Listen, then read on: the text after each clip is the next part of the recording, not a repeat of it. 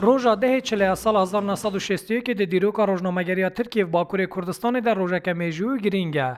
پشتی داربه لشکری سال 1960 سال 1961 دستور که نوش بو ترکیه تا چیکرن و دوی دستور دهندک ماف نوش بو روزنامه‌وانان هاتن دیار کرن. لسروی که جی روژا ده چله سال 1961 خودی روزنامه‌یان بریاردان که حتی سه روزنامه نه چاپ کرن.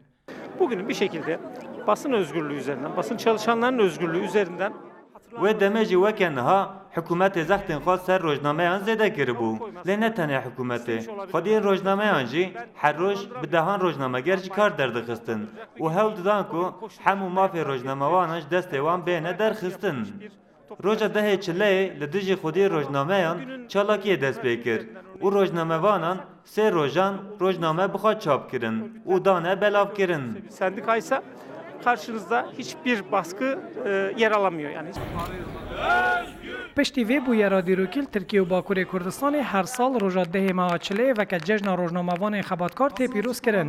Ağladığımız günlerden bir tanesi. Ülkenin bir kesiminde insanlar ölüyor. هرچند دورو جشنی بجی اموک جشنی پیروز نکن. جبر کو گله کوالی ما دگرتگاهین دانه و گله کوالی ما جی کاراتنا درخستن. درایف شکوها دا همچه و جشنی بکن. لام زانون کو سال 1960 حتی نه تکوشین اما بردوامه و ده her berdavamه.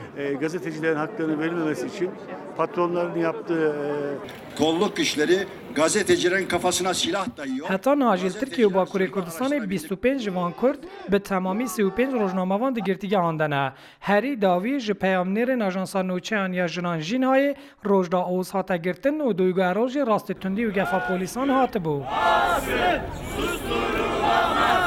روژا ده چله لترکیه و باکوری کردستانی و که روژا روزنامه‌وان خباتکار هاتیه راگهاندن لبل او روژا لپایتخت ترکیه انقره نای پیروز کرن جبرکو سندیکای روزنامه‌وانان دبیجن روش بروش زخت زورداری دستلاته لسر چاپمنیه زیدتر و دجوارتر دبن شوکت ترکی رودا انقره